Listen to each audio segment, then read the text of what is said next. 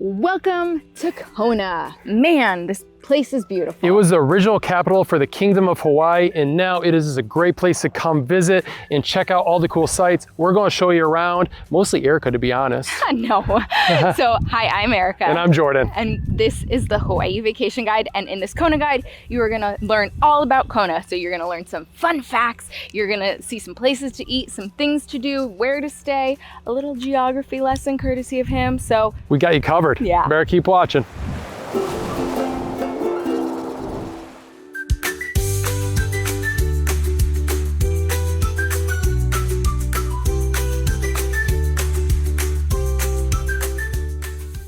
Let's talk geography, all right?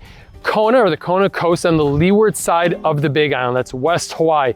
It takes up 2/3 of this side of the island. It's a very large area of the island, and there's North Kona and South Kona, right? And then Kailua-Kona is a town right in the center of it all, pretty much, right? People call Kailua-Kona Kona, sometimes they call it Kailua, so that's why it gets confusing. We're talking about the Kona district, not just Kailua-Kona or the town itself, right? Now, how do you get here? Well, you fly into the airport. The major airport here is Kona Airport. That's airport code KOA. You'll find a lot of flights from the mainland and inter-island flights here. You don't want to confuse that with the Hilo's Airport, which is about an hour and a half away.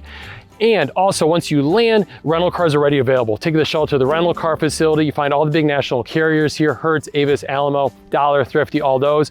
You can use Discount Hawaii Car Rental, no prepayment, that's who we use. Really affordable cars on that website.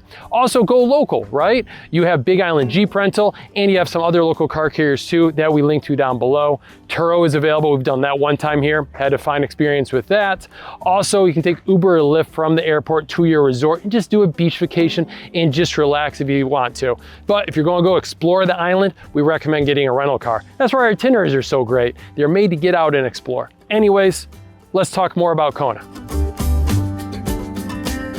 all right, so while you may be visiting from somewhere that has 4 seasons, Hawaii only has 2. It has summer, which runs from like approximately May through October, and winter, which runs November through April. So here on the Big Island, those are the 2 seasons you have. While there are 2 seasons, Kona is pretty picturesque year round. So it's a bit drier over here, it's a bit sunnier over here. So in the height of the summer, usually like August and September actually, highs can be in the mid to high 80s over here. But in the winter, the highs are just in the low 80s. So it's gonna be pretty beautiful. So since the weather is pretty optimal, I would say mostly year round here, let's talk about when to visit for the best costs, because that might be something that factors into your consideration. So we love going the shoulder seasons to all the islands. We love going, you know, that like April-ish May timeframe, and then the September, October timeframe.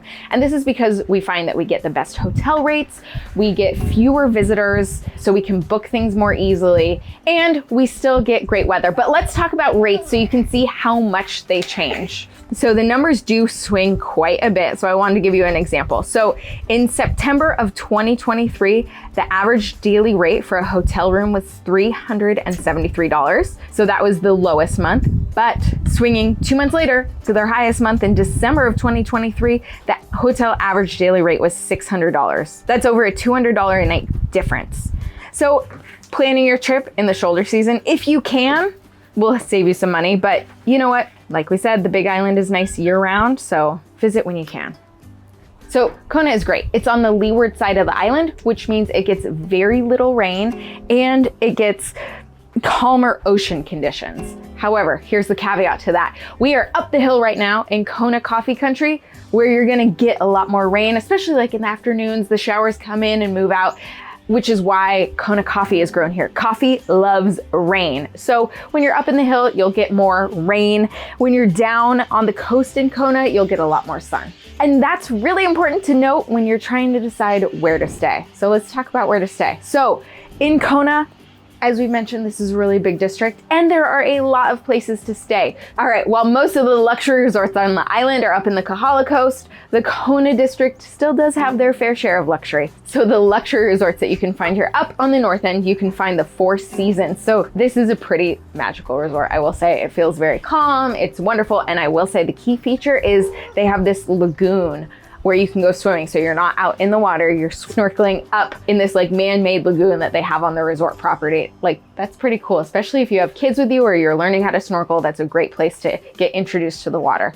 There's also the Rosewood, which is right next door to the Four Seasons. Moving down to the, mid-range, this is like your 3-star resort area. You have some great options here. You have the Kona Marriott as well as the Outrigger. So the Kona Marriott is actually on a beach, which is a great feature, and it's really centrally located right in Kailua-Kona. And then you have the Outrigger, which is not on a beach, but it is on the ocean, has a fabulous pool, and is located near a really great manta ray snorkeling and observation area. If you're looking for more budget-friendly places to stay, there are vacation rentals. There are a lot of vacation rentals in Kailua-Kona. There's vacation rentals up in Kona coffee country. So actually we are right here at a tiny home that we're staying at a coffee farm. So it's Monarch Coffee, and they have a little tiny home that you can rent. So you can find ohana units, little Airbnbs up here in Kona coffee country. If you're staying up here, just be prepared for a little more rain, but there's a wide range of options.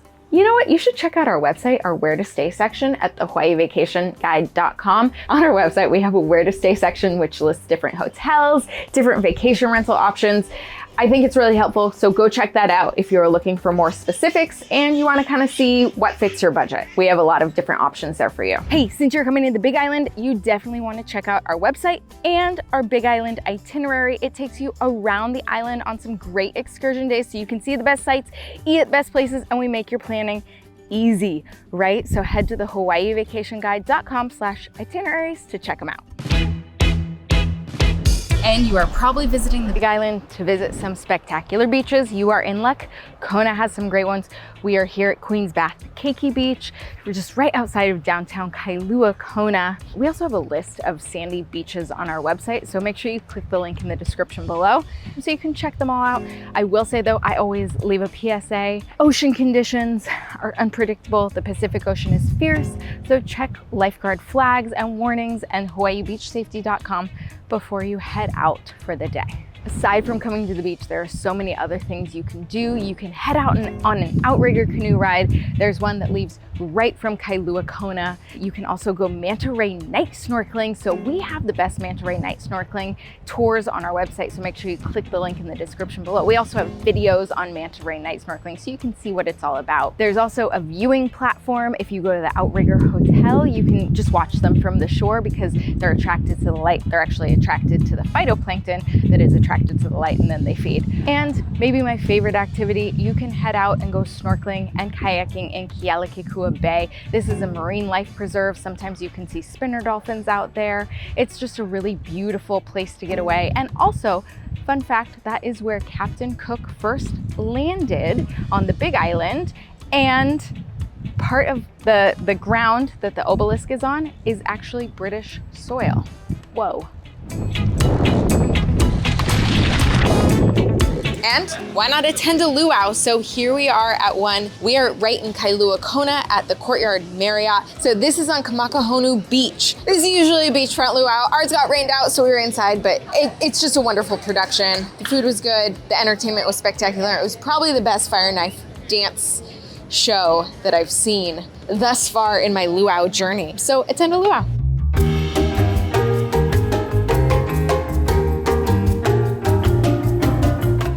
Let's talk Hawaiian history and culture real quick, because get this, Kona is home to 2 national historical parks. One is right behind me. This is amazing. They had this fishing village on this like barren lava field. It's amazing how they survived. Come here to learn all about it. Plus, this one is excellent for seeing sea turtles. Yep, you can either start here at the visitor center and hike down through the lava field to the beach, or park over in the marina for a shorter hike over there, right to the beach. Great spot for snorkeling. You can see sea turtles there in the water. It's really nice and shallow. Also too, they have the place of refuge. It is like the Vatican for the Hawaiians. Very sacred spot, very well preserved. Great history down there. It's also next to 2-step for snorkeling. So you can pay for parking there in the National Historical Park, tour the park, and then go snorkeling at 2-step. Anyways, when you're here in Kona, you gotta learn some Hawaiian history because it makes the experience so much more enriching. That's our opinion anyways.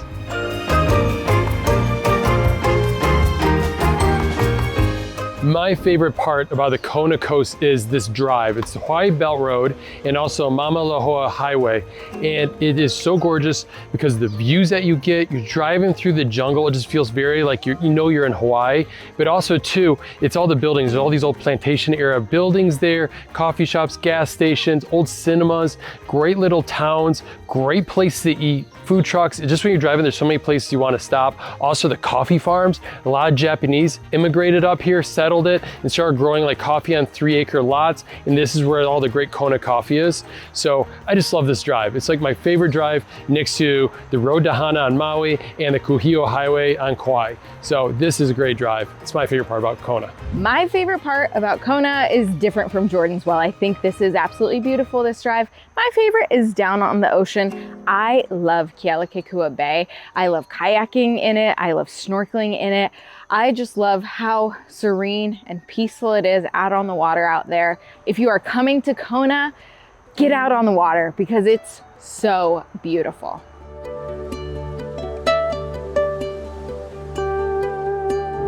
So you can go explore historic Kailua-Kona. So this is historic because this was the first seat of government. So King Kamehameha I, then when he unified the Hawaiian Islands, this was the capital of the islands until it was moved to Lahaina in 1820 and then onto Honolulu in 1840. So while you're here, you can take in some of the history. You can tour the palace behind me, the church one day a week in front of me. You can also see King Kamehameha I.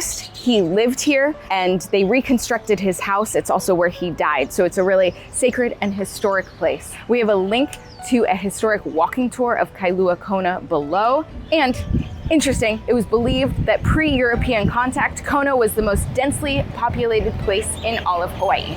This is an original palace, one of the only palaces on American soil. It is this in Iolani Palace. This palace was built in 1838 and it was like a summer house or a house for a royal Hawaiians, part of the Royal Hawaiian Kingdom.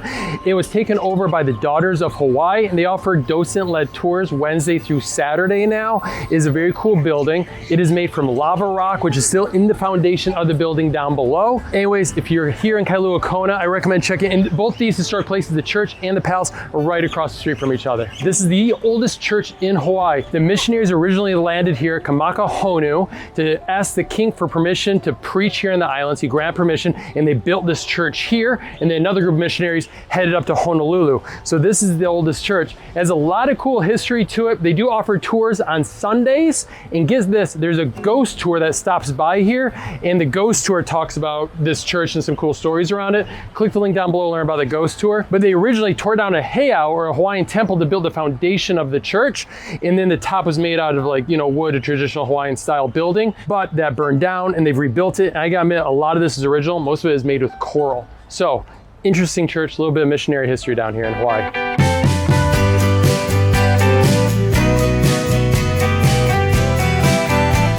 If you're coming to Kona, you are probably interested in some coffee because, well, you know, Kona grows some pretty famous, pretty delicious coffee. So when you are here, you can do coffee farm tours. We are here at Monarch Coffee. We did a tour with them and it was great. But if you are looking for other tour recommendations, click the link in the description below and you will find our favorite tours at thehawaiivacationguide.com. Some fun Kona coffee facts for you.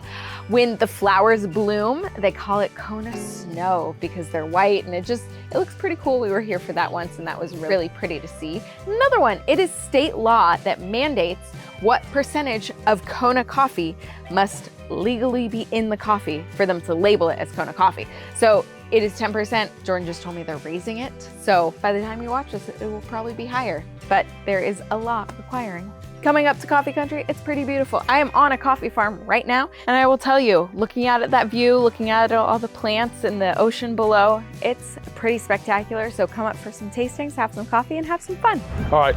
So that is an Ironman competition going on right now. I'm just joking, but we're on Kailua Pier right here. This is the start of the Ironman race. So if you're coming to Kailua-Kona, I think it's in October every year. Like this is where it all happens from. A lot of people say the Marriott right there, but it is cool when you come here, you'll see people biking and swimming out here because it's fun to pretend that you're an Ironman athlete or at least training for one.